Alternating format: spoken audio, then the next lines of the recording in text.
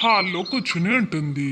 రాధిక తన పని పూర్తి చేసుకుని వచ్చి కూతురు దగ్గర కూర్చుంటుంది.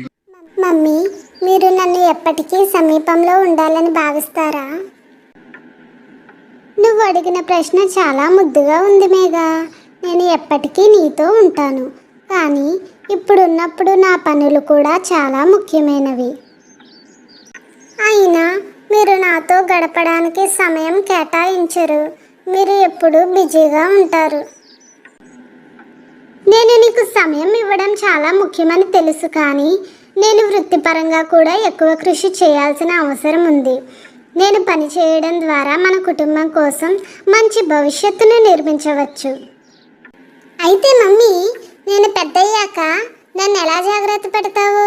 నేను తప్పు చేసినప్పుడు మీరు నా కోసం అక్కడ ఉంటారా? చూడు మేఘా, పిల్లలుగా మీరు ఎదుగుతున్నప్పుడు మీకు అవసరమైన సమయం, సలహా, ప్రేమ అన్నీ ఉంటాయి.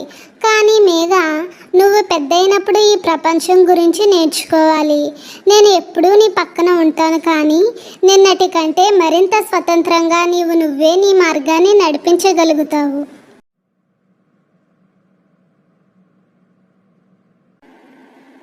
మమ్మీ, నువ్వు మళ్ళీ చాలా బిజీగా ఉన్నట్టున్నావు. అవును మేఘా, ఆఫీస్ పనులు, ప్రాజెక్టులు, ఇంకా చాలా కారణాల వల్ల నేను పూర్తిగా మునిగిపోయినట్లు అనిపిస్తుంది.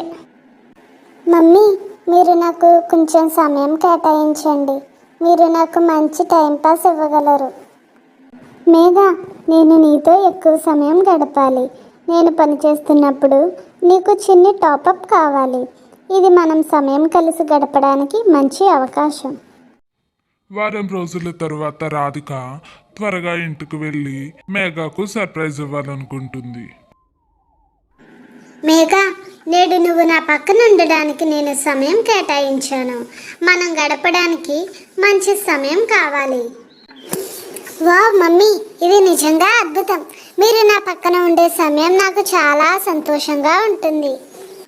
నేను కూడా మేఘా, ఈసారికి మనం కొన్ని రోజులు కలిసి ఒకే సమయంలో ఉండాలని నిర్ణయించుకున్నాను. ఇది మన అనుబంధం మరింత బలంగా చేయగలుగుతుంది.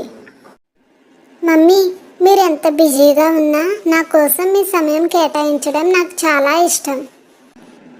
నేను గ్రహించాను మేఘా, పని, జీవితం, వృత్తి అన్నీ ముఖ్యం, కానీ మన కుటుంబంగా కలిసి గడిపే సమయం మరింత ముఖ్యమైనది. ఈ క్షణాలు జీవితంలో మళ్ళీ రావు అని. నేను ఎప్పటికీ నీతోనే ఉంటాను మమ్మీ. నేను కూడా చిన్న పాప. ఈ ప్రపంచంలో నేను ఎక్కడున్నా ఎప్పటికీ నీ దగ్గరగానే ఉంటాను. ఒక వ్యక్తి ఎంత బిజీగా ఉన్నా కుటుంబానికి, ముఖ్యంగా పిల్లలకు సమయం కేటాయించడం అత్యంత ముఖ్యం.